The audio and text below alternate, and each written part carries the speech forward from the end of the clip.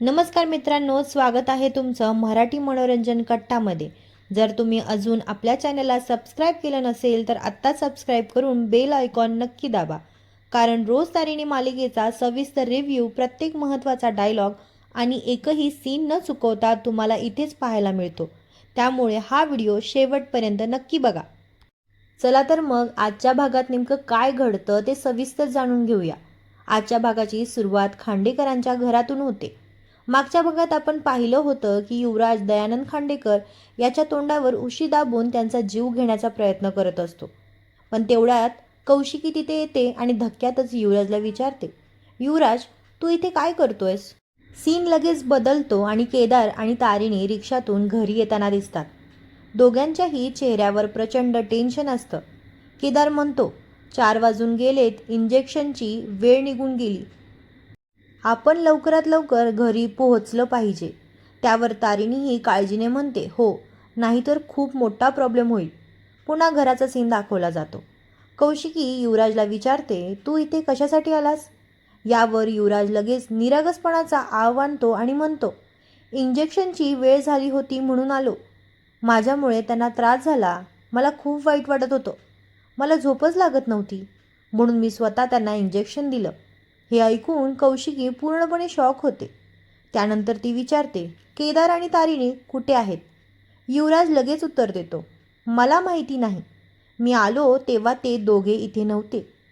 यानंतर तो खोटं रडण्याचं नाटक करत म्हणतो, मी जे केलं ते बरोबर केलं ना? माझ्या बाबांना काही होणार नाही ना? इतक्यात पद्मिनी तिथे येते आणि युवराजची बाजू घेत म्हणते, तू काही चुकीचं केलं नाहीस। केदार आणि तारिणी घरात नव्हते, अशा वेळी तू वेळेवर इंजेक्शन दिलंस, तू खूप चांगलं काम केलंस। युवराज पुन्हा भावनिक चेहरा करत म्हणतो, बाबांना काही होणार नाही ना? कौशिकी आणि केदार तारिणीला शोधण्यासाठी त्याच्या रूममध्ये जातात, पण खोली रिकामी असते। ती संतापते। तेवढ्यात चेतना काकू तिथे येतात। तेव्हा कौशिकी त्यांना विचारते, केदार आणि तारिणी कुठे आहेत? त्यावर चेतना काकू उत्तर देतात, ते तर दयानंद भाऊजींच्या खोलीत असायला हवेत ना? कौशिकी लगेच उत्तर देऊ शकत नाही। त्याचवेळी निशी तिथे येते आणि सगळं ऐकून मनातल्या मनात खुश होते आणि ती म्हणते, आज केदार आणि तारिणीचा तमाशा पाहायला मिळणार। यानंतर डॉक्टर कामत घरी येतात। ते दयानंद काकांची तपासणी करण्यासाठी खोलीत जातात। बाहेर पद्मिनी पुन्हा कौशिकीला सुनावते, केदार आणि तारिणी अजून आले नाहीत, किती बेजबाबदार आहेत ही दोघं। निशी लगेच म्हणते, तारिणीने तर मोठ्या मोठ्या गोष्टी केल्या होत्या, दयानंद पप्पांची जबाबदारी मी घेईन असं म्हणाली होती ना?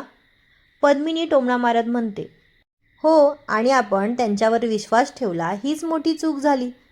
थोड्याच वेळात डॉक्टर कामत बाहेर येतात आणि म्हणतात, सुदैवाने इंजेक्शन वेळेवर मिळालं, नाहीतर परिस्थिती गंभीर झाली असती। कौशिकी काळजीने विचारते, दया काका कधी बरे होतील?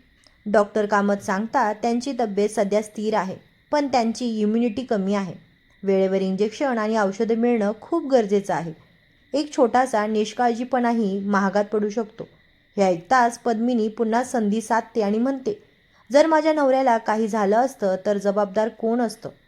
केदार, तारिणी की त्यांना या घरात आणणारी कौशिकी? यानंतर डॉक्टर कामत युवराजकडे वळतात आणि म्हणतात, युवराज, तू वेळेवर इंजेक्शन दिलंस त्याबद्दल आनंद आहे, पण एक गोष्ट लक्षात ठेव, तुझ्या वागण्यामुळे दयानंदला मानसिक त्रास होतो, स्वतःवर संयम ठेव। यावर युवराज उद्धटपणे उत्तर देतो, डॉक्टर, चष्म्याचा नंबर बदला, मी युवराज आहे, धडे मला नाही केदारला शिकवा।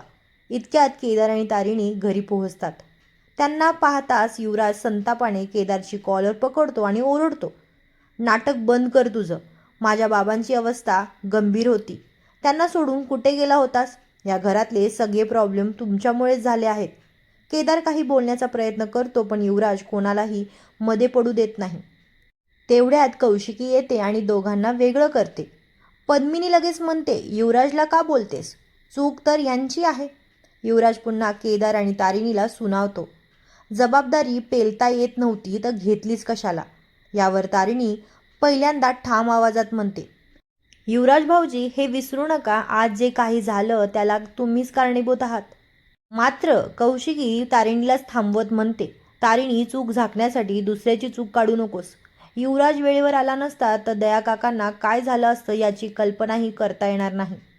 यानंतर कौशिकी थेट प्रश्न विचारते, तुम्ही दोघं एवढ्या रात्री कोणाला न सांगता कुठे गेला होता?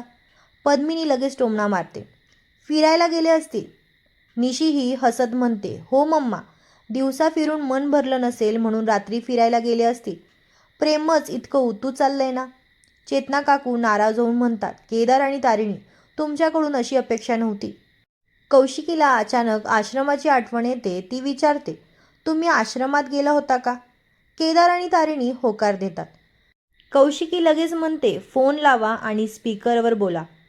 त्यानंतर केदार फोन लावतो. समोरून फातिमा बोलते, पोहोचलात का घरी? ती मुलगी आता सुरक्षित आहे.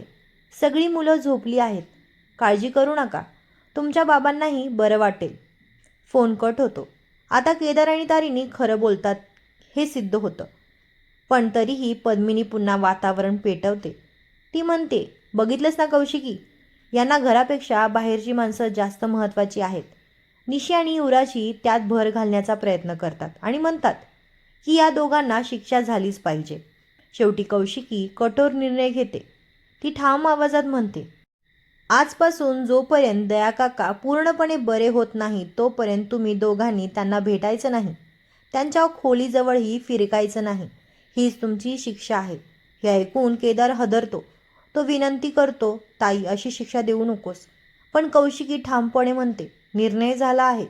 तारिणी आणि केदार दोघेही निराश होऊन एकमेकांकडे पाहत राहतात आणि याच भावनिक प्रसंगावर आजचा भाग संपतो. उद्याच्या भागात टीव्हीवर धक्कादायक बातमी येते. CBI अधिकारी गुलाबला घेऊन जात असताना चालत्या गाडीवर गोळीबार होतो आणि गुलाबचा मृत्यू होतो.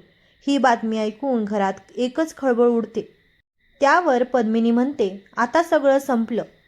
आणि त्यानंतर डॉक्टर कामती गंभीर चेहऱ्याने म्हणतात, आता खरं सत्य सांगणारं कोणी उरलं नाही. दुसरीकडे कौशिकीही ही न्यूज ऐकून हदरलेली असते आणि म्हणते, आता सत्याचा शोध कसा लागणार? तर तारिणी संतापाच्या भरात खुर्ची ढकलते आणि रडत केदारला म्हणते, आता माझ्या आईच्या खुनामागचं सत्य मला कोण सांगणार आणि ते मला कसं कळणार? आणि याच धक्कादायक प्रसंगावर उद्याच्या भागाचा प्रोमो संपतो. मित्रांनो, तुम्हाला काय वाटतं? कौशिकीने दिलेली शिक्षा योग्य होती का? आणि गुलाबच्या हत्यामागे नेमका कोणाचा हात असू शकतो? तुमचं मत कमेंटमध्ये नक्की सांगा. व्हिडिओ आवडला असेल तर लाईक, शेअर आणि सबस्क्राईब करायला विसरू नका. तसेच बेल आयकॉन दाबून ऑल नोटिफिकेशन ऑन करा. पुन्हा भेटू अशाच एका सविस्तर रिव्ह्यूसह. धन्यवाद.